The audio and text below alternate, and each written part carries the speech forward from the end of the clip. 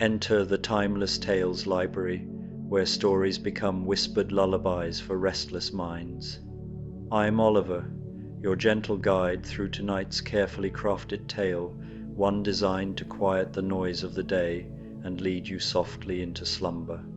The Timeless Tales Library exists through the generosity of listeners like you. If these stories have brought you solace, please subscribe and help us continue weaving these tranquil escapes.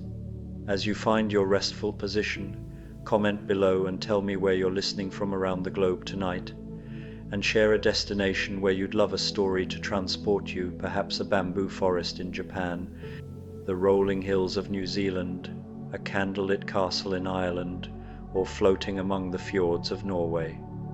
Your dreamed journeys spark the inspiration that keeps our beloved library glowing bright.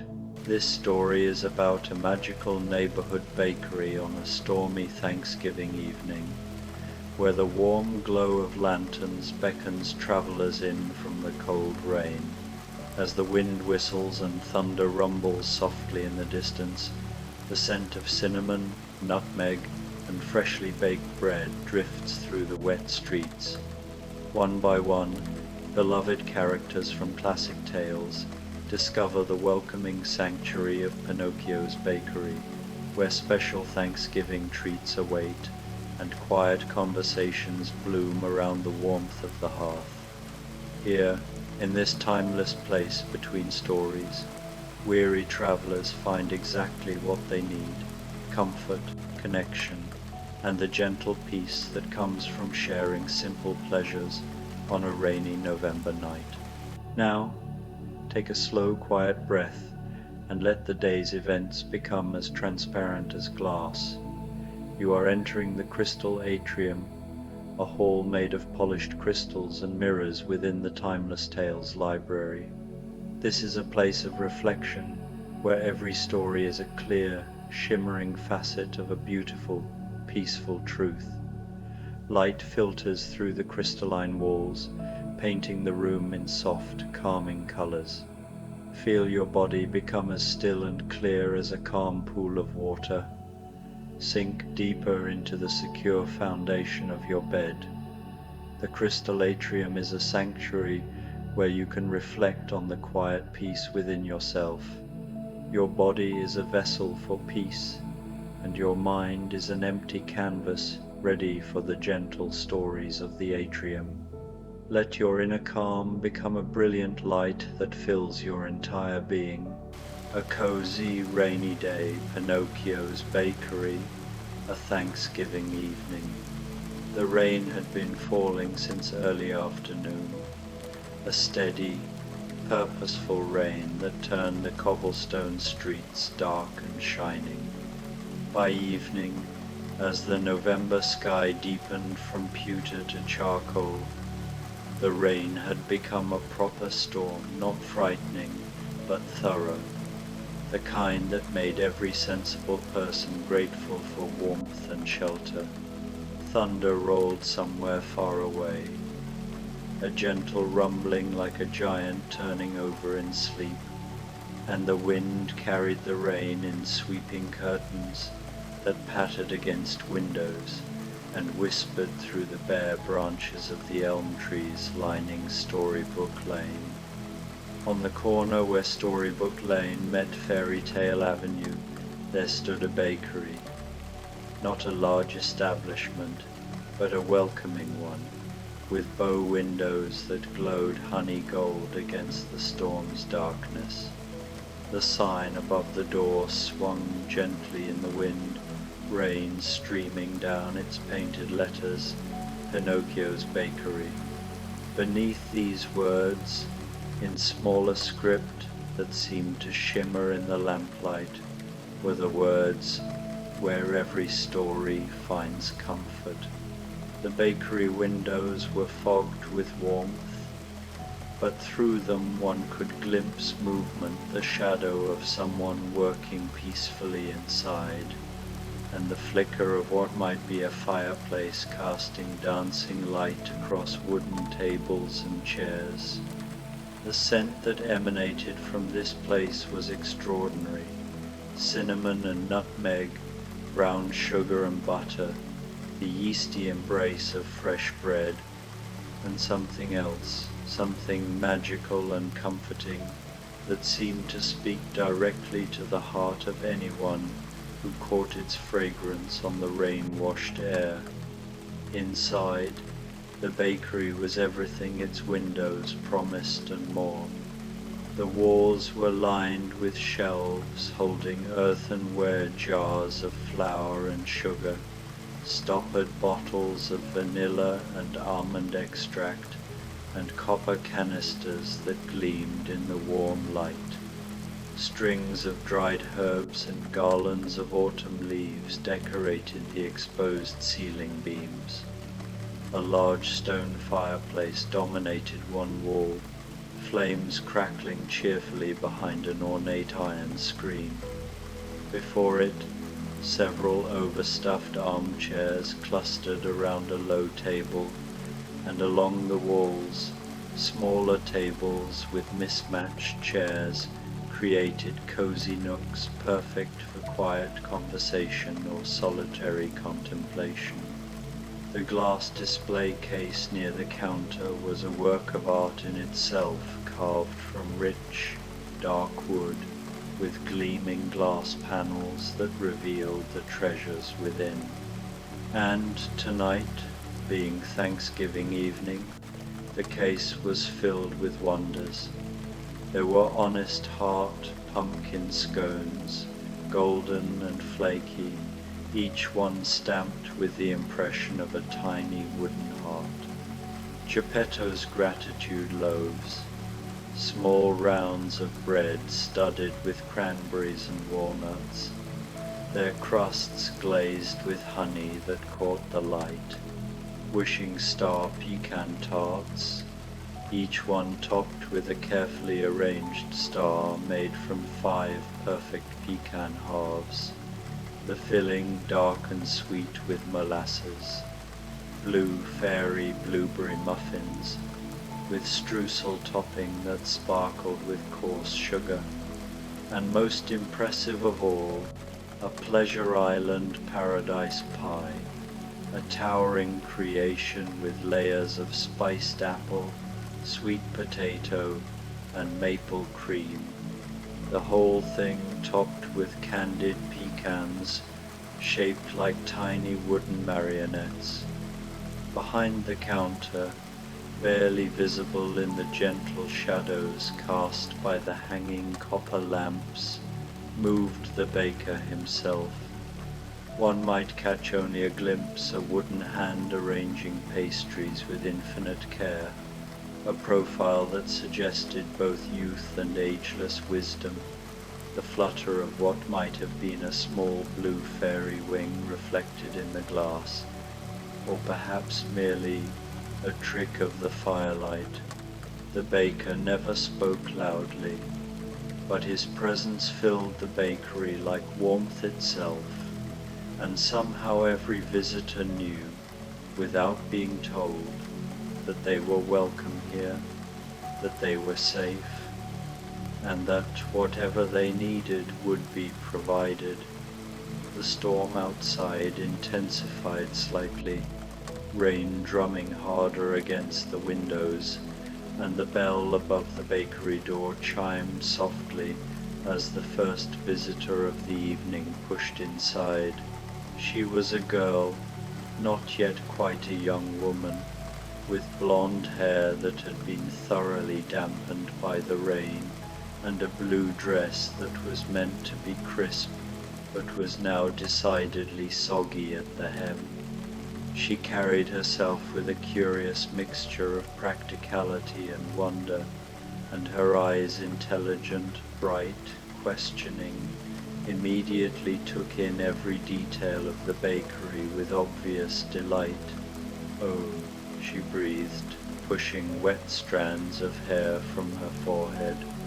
"Oh, this is much nicer than the rabbit hole, and far more sensible than anything in Wonderland."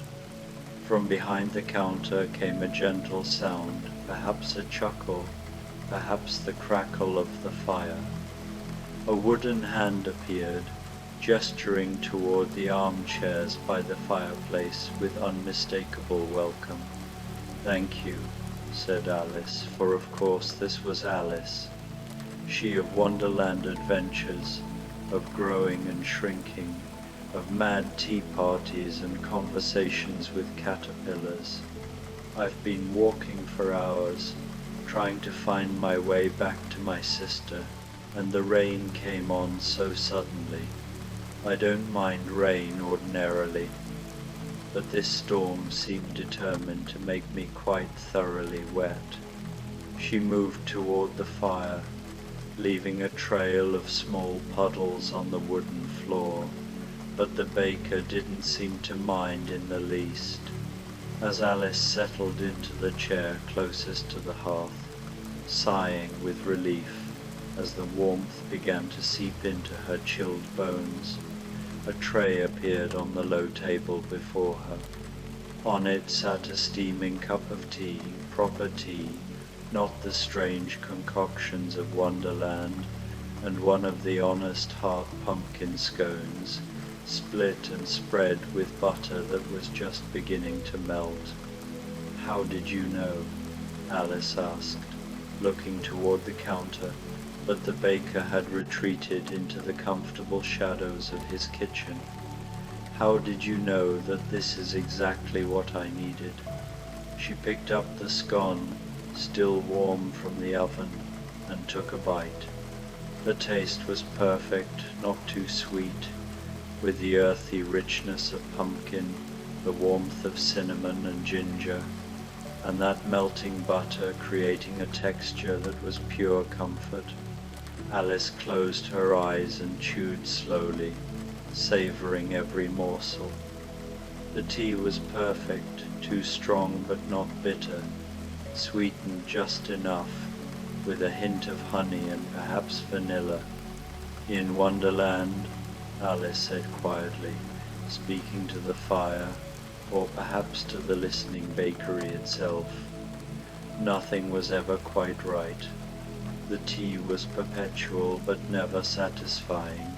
The cakes said 'eat me,' but had the strangest effects, and size kept changing in the most inconvenient ways. But this," she gestured with her scone, "this is exactly right. This is what food should be. Honest and good, and exactly what it appears to be." The thunder rumbled again, a little closer now, and the rain intensified into a proper downpour. Alice pulled her feet up under her in the chair, cradling her teacup in both hands, and settled in to watch the flames dance. She felt safer than she had in a very long time. The bell above the door chimed again, admitting a second visitor. This one was a young woman, perhaps 18 or 19, with dark hair pinned up in a hasty bun from which several strands had escaped. She wore a simple brown dress, with a threadbare but meticulously mended coat over it, and she carried under her arm a bundle wrapped in oilcloth that she was clearly trying to protect from the rain. "Phew!" she exclaimed, pushing the door shut against the wind. "What a night! I've been trying to reach the post office before it closes. I have a manuscript that absolutely must be mailed tonight, but I don't think I'm going to make it in this weather." She paused, noticing Alice by the fire. "Hello. I'm sorry. I didn't mean to burst in so dramatically. I'm Joe March." "Alice," said Alice, smiling. "Please, come warm yourself. There's plenty of room by the fire." Joe needed no further invitation.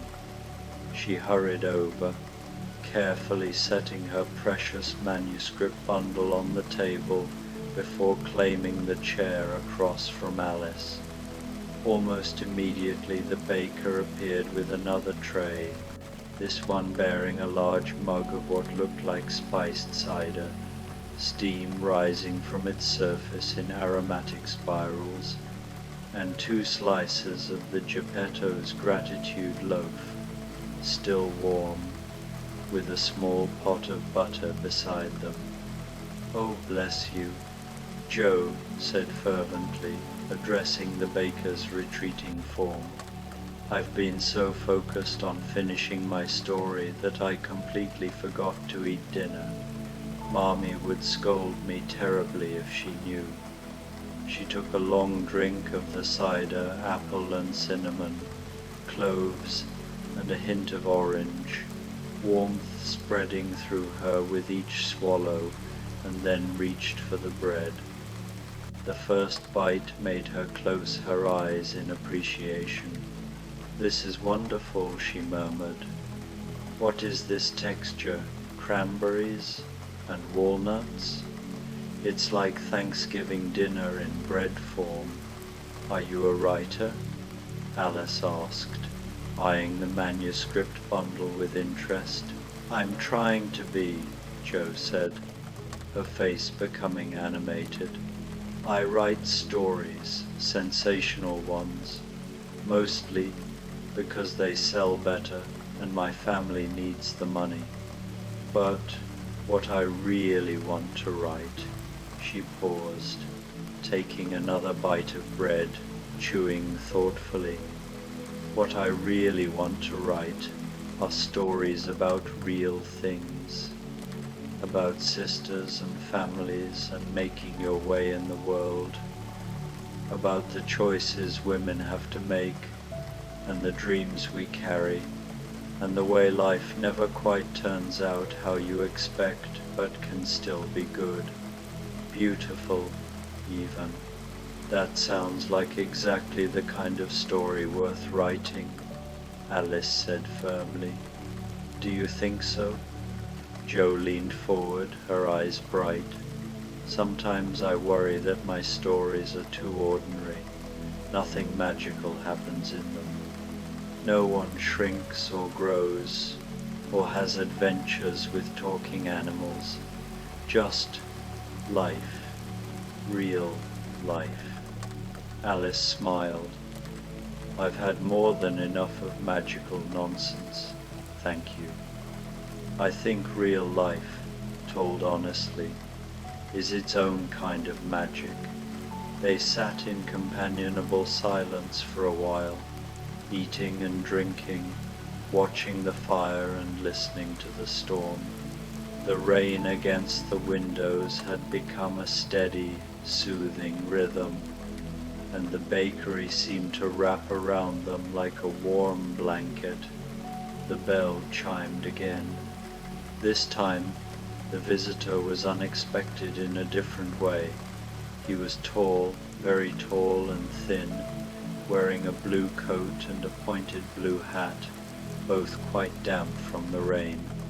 His movements were somewhat stiff, as though his joints didn't quite work the way ordinary joints did, and when he removed his hat politely upon entering, one could see that his head was made of cloth stuffed with straw. "Oh my," said the Scarecrow, for this was indeed the Scarecrow of Oz, far from his cornfield and farther still from the Emerald City. "What a delightful place. I was standing out in the storm, quite enjoying it actually. Rain doesn't bother me the way it bothers flesh and blood people. But then I smelled something so wonderful that I simply had to investigate. I do hope you don't mind my dripping on your floor." The baker appeared, and if he was at all surprised by a scarecrow walking into his bakery, he gave no sign. Instead, he gestured welcomingly toward the fire, where there was still an empty chair, and moments later returned with a tray. On this tray was a pot of hot chocolate, rich and dark, with whipped cream melting into clouds on its surface, and 3 of the wishing star pecan tarts, their pecan star tops gleaming with butter and sugar. "How thoughtful!" the Scarecrow exclaimed, settling carefully into his chair. "I don't actually need to eat, being made of straw and all, but I do so enjoy the experience. It helps me feel more human, I suppose. More real." "Are you from Oz?" Joe asked, fascinated. "I've heard of Oz, of course, though I've never been there myself." "Indeed I am," said the Scarecrow, carefully picking up one of the tarts. "I was traveling with Dorothy, dear Dorothy, when we were separated by a rather confusing series of magical occurrences. I'm trying to find my way back to her, but I'm afraid I haven't a brain, you see, so navigation isn't my strong suit." "That's nonsense," said Alice immediately. "You're clearly intelligent. You're having a perfectly sensible conversation right now." The Scarecrow looked pleased. "Do you really think so? The wizard gave me a brain. It's true, or rather, he gave me pins and needles and bran, which he said was the same thing. But I never feel quite certain that I'm thinking correctly. I think," said Joe, reaching for another slice of bread, "that worrying about whether you're thinking correctly is itself proof that you are thinking. Truly thoughtless people never question themselves." The Scarecrow considered this, slowly eating his tart. The pecan filling was dark and sweet, with a hint of bourbon and vanilla, and the crust was buttery and flaked perfectly on his cloth lips. "What a comforting notion," he said finally, "and what a comforting place this is. Tell me, does the baker often take in stray travelers on stormy nights?" "I think," Alice said softly, "that this bakery exists exactly for this purpose. Look at us, we're all lost, in one way or another, all seeking something, and here we are, warm and safe, eating the most wonderful food, while the storm rages outside. It feels almost magical, but not the alarming kind of magic," Joe added quickly. "The good kind, the kind that feels like coming home." The 3 of them fell into easy conversation, sharing stories of their respective adventures. Alice told of Wonderland's absurdities, speaking now with humor rather than frustration, able to see the comedy in it from this safe distance. Jo spoke of her sisters Meg, Beth, and Amy, and the challenges and joys of their little household. The Scarecrow regaled them with tales of Oz, of the Tin Woodman and the Cowardly Lion, of Dorothy's bravery, and the Wizard's surprisingly humble true nature. As they talked, the baker moved quietly in the background, occasionally refreshing cups or adding wood to the fire, never intruding but somehow always present, always ensuring their comfort. The bell chimed again, and in came a small girl, perhaps 8 or 9 years old, with rosy cheeks and dark eyes that sparkled with life. Her hair was in 2 neat braids, and she wore a traditional Swiss dress that was soaked through. She stood in the doorway, dripping but not at all dismayed by her wet state. "Guten Abend," she called cheerfully, then switched to English with only the slightest accent. "Oh, what a wonderful storm! I was up on the mountain with Grandfather and the goats. and the rain came so suddenly. Grandfather said I should find shelter, so I followed the path down and down, and here I am. I am Heidi. Come in, come in, Joe said immediately, making space by the fire. You poor dear, you're absolutely drenched. Oh, I don't mind, Heidi said, but she came to the fire gladly enough. In the mountains, we get wet all the time from the streams and the mist, but it's true that it's nice to be warm again. The baker appeared with yet another tray, and this one seemed designed especially for a child. There was a mug of warm milk with honey, and several of the blue fairy blueberry muffins, their tops golden and crispy with streusel, the berries inside staining the soft cake a beautiful purple blue. Oh, Heidi clasped her hands together in delight. These look just like the bilberries that grow on the mountain. How wonderful! She took a muffin and bit into it enthusiastically. Even better than bilberries, and this milk is so sweet and warm. It reminds me of the goat's milk Grandfather and I have every evening. You live on a mountain? The Scarecrow asked, interested. Yes, high up in the Alps with my grandfather, Heidi said proudly. It's the most beautiful place in the world. The air is so clear, and you can see forever, and the goats are such good friends. I was in the city for a while, in Frankfurt, but I was so homesick I became ill. The doctor said I needed to return to the mountain, and he was right. The moment I breathed that mountain air again, I began to feel better.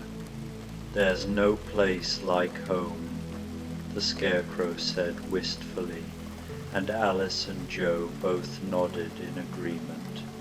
But, Heidi continued, finishing her muffin and reaching for another, I also learned that home isn't just a place, it's people too. My friend Clara is still in Frankfurt, and I miss her. And Peter the Goatherd, he's on the mountain, and Grandfather, of course.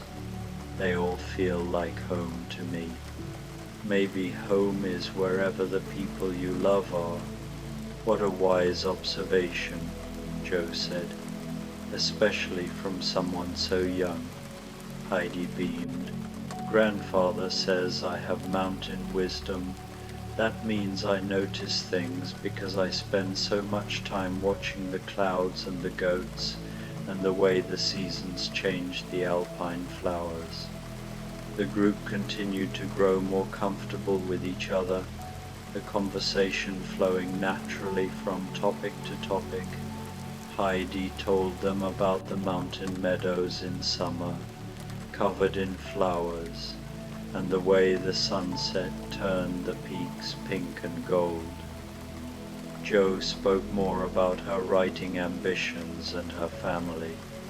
Alice recounted some of the more absurd moments from Wonderland, and even the Scarecrow laughed until his straw rustled. The storm outside had settled into a steady, heavy rain, the kind that would last all night. But inside the bakery, time seemed to have no meaning. The fire burned steadily, never needing more wood. The treats on the trays never quite ran out, as though the baker somehow knew exactly how many muffins or tarts or slices of bread would be needed. The lamps cast their warm, golden light, creating pools of coziness in every corner. The bell chimed once more, and the final visitor of the evening arrived. He was a boy, perhaps 12 or 13, with tousled brown hair and a mischievous face that had been somewhat subdued by rain and cold. He wore simple trousers and a shirt that had seen better days, and he carried a stick over his shoulder as though it were a rifle or a fishing pole. When he spoke, his voice carried the accent of the American South. "Holy Moses," he said, looking around the bakery with wide eyes. "This is about the finest place I ever did see. I was out exploring, me and Huck. We were supposed to meet up by the river, but the storm came on and Huck had to go home to the widow Douglas, and I figured I'd better find some place dry myself before I caught my death." He paused. "Name's Tom Sawyer." "Welcome, Tom," Alice said warmly. "Please, join us.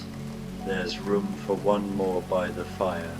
Tom didn't need to be asked twice. He propped his stick in the corner and came to the fire, where the baker had already set out a chair and was approaching with another laden tray. This one held a tall glass of cold milk, somehow still cold despite the warmth of the bakery, and a massive slice of the Pleasure Island Paradise Pie, with all its layers visible in cross-section. The spiced apples, the sweet potato, the maple cream, all topped with those candied pecan marionettes. "Well, I'll be hornswoggled," Tom breathed. "That's the biggest piece of pie I ever saw, and I once saw Aunt Polly's Thanksgiving pie before she cut it." He dug in with the appetite of a growing boy, and his face registered pure bliss after the first bite. "This is better than anything," he mumbled through a mouthful of pie. "This is better than stolen apples or sneaked sugar, or even the treats at Sunday school picnics." "Tell us about your adventures," Heidi said eagerly. "You look like someone who has had exciting times." Tom was only too happy to oblige. Between bites of pie, he regaled them with stories of his exploits, painting the fence, getting lost in the cave with Becky Thatcher, the time he and Huck and Joe Harper became pirates on Jackson's Island. He told it all with great dramatic flair, embellishing freely, and his audience listened with genuine interest and occasional laughter. "You remind me of my younger sisters," Joe said fondly, "always getting into scrapes, always turning ordinary life into an adventure." "That's because ordinary life is an adventure, if you look at it right," Tom said wisely, momentarily sounding older than his years. "Folks think you have to go to sea or fight in wars or discover new lands to have adventures. But shoot, you can have adventures right in your own backyard if you've got imagination. I think," the Scarecrow said thoughtfully, "that we've all had quite different adventures, but they've all been real to us. And now we've all ended up here, in this bakery, on this stormy Thanksgiving night. There must be a reason for that." "Gratitude," said Heidi suddenly. "That's what Thanksgiving is about, isn't it? Being grateful for what we have. Well, right now I'm grateful for this warm fire and these delicious muffins and all of you to talk to." "I'm grateful too," Alice said softly. "I'm grateful to be somewhere sensible, where things are what they appear to be, and kindness is given freely. I'm grateful for this pie," Tom said, grinning. But then his expression turned more serious. "And I reckon I'm grateful for friends," even new ones, and for places like this that take you in when you need it. I'm grateful for stories, Joe said, for the ones I've lived, and the ones I'll write, and the ones I'm hearing right now, and for this bread, which is perfection itself. And I, said the Scarecrow, am grateful to feel real, to sit with real people, and one charming scarecrow counts as real too, I hope, and to share real food and real conversation. The wizard taught me that I had a brain all along, but tonight I'm learning that having a heart is just as important. They sat in contented silence for a while, each contemplating their own gratitude, watching the fire burn steadily and listening to the rain's constant percussion against the windows. The bakery had grown even cozier as the evening deepened, the darkness outside making the warm light inside seem all the more precious. The baker emerged from his kitchen, and for the first time they all saw him clearly. He was made of wood, beautifully carved, with joints that moved smoothly, and a face that held both wisdom and innocence. But there was something more, a faint glow about him, as though he were lit from within by a gentle blue light. He carried a large tray, and on it were 5 mugs of steaming spiced tea and a platter of what he had been working on all evening, friendship cinnamon rolls, freshly baked, their spirals of cinnamon and sugar glazed with cream cheese icing that dripped down their sides in sweet, lazy swirls. He set the tray on the table among them, and when he spoke, his voice was warm and wooden and kind. For my friends, he said simply, Happy Thanksgiving. Are you Pinocchio? Heidi asked wonderingly, the puppet who became real? The baker smiled, a genuine, gentle smile. I am. And this bakery is my way of giving thanks for becoming real, for having a father who loved me, for learning to be truthful and brave. Every night I bake for those who need comfort, and every night I learn something new about what it means to be truly human. Thank you, Alice said, speaking for all of them. Thank you for welcoming us, for feeding us, for creating this place. Pinocchio nodded, and then, with a slight bow, he retreated once more to his kitchen, leaving them with the cinnamon rolls and tea. They ate slowly, savoring every bite. The cinnamon rolls were the perfect ending to the evening, sweet but not cloying, with the warmth of cinnamon and butter, the tang of cream cheese icing, and a texture that was simultaneously fluffy and satisfying. The spiced tea complemented them perfectly, with notes of cardamom, ginger, and a hint of orange peel. As they ate, they talked less, content to simply be together. Tom finally stopped fidgeting and settled deeply into his chair. Heidi's eyelids began to droop, though she fought valiantly to stay awake. The Scarecrow sat very still, looking more peaceful than he had since leaving Oz. Jo gazed into the fire, probably composing sentences in her mind, but gently, without urgency. Alice simply smiled, her hands wrapped around her mug of tea, finally feeling that she had found a place that made sense.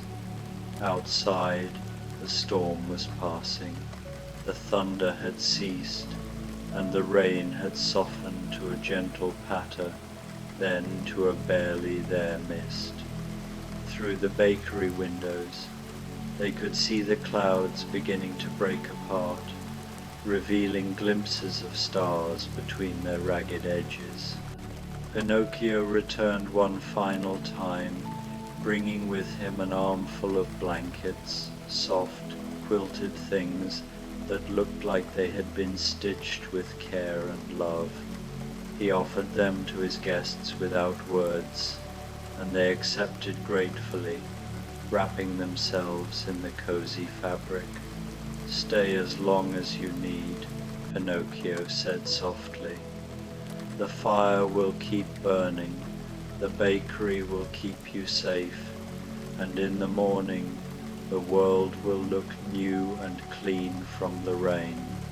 Your paths will be clear, and you'll know which way to go." "Will we remember this?" Tom asked drowsily. "Will we remember finding this place and meeting each other?" "You will," Pinocchio assured him. "And whenever you need comfort, whenever you feel lost or cold or alone, you can find your way back here. The bakery exists for those who need it, and it will always welcome you home."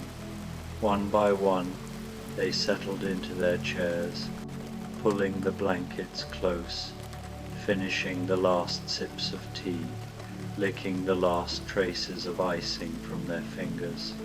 The fire burned low but steady, casting dancing shadows on the walls.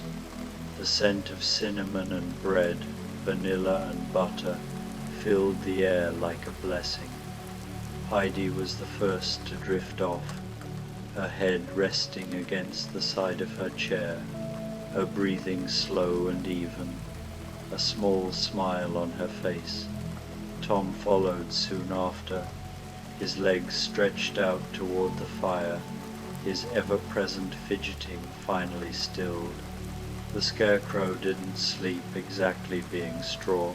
He didn't need to, but he entered a state of deep, restful contemplation, his painted eyes half closed, completely at peace. Jo fought sleep a little longer, her writer's mind still turning over the events of the evening, already shaping them into a story she might someday write. But eventually, even she succumbed, her head tilting to rest against the soft back of her chair, her breathing deepening into the rhythm of dreams. Alice was the last to close her eyes. She looked around the bakery one final time, memorizing every detail, the way the firelight played across the wooden beams, the shadow of Pinocchio moving in his kitchen, the peaceful faces of her new friends, the glimmer of rain on the windows that was slowly clearing to reveal a night full of stars. "Thank you," she whispered to the bakery itself, to Pinocchio, to whatever magic had brought them all here. "Thank you for this gift." And then she too let her eyes close. Let the warmth and comfort and perfect safety of the bakery surround her. Let herself drift into the most peaceful sleep she had known since before she tumbled down the rabbit hole. The fire crackled softly. The rain whispered against the windows, barely there now, just a gentle lullaby. The stars emerged fully, bright and clean-washed, looking down on the little bakery with its glowing windows and its contented sleepers. In his kitchen, Pinocchio worked quietly, preparing for tomorrow's baking, his wooden hands moving with practiced grace. He hummed softly as he worked a tune that might have been a lullaby, or might have been a prayer of gratitude, or might have been both.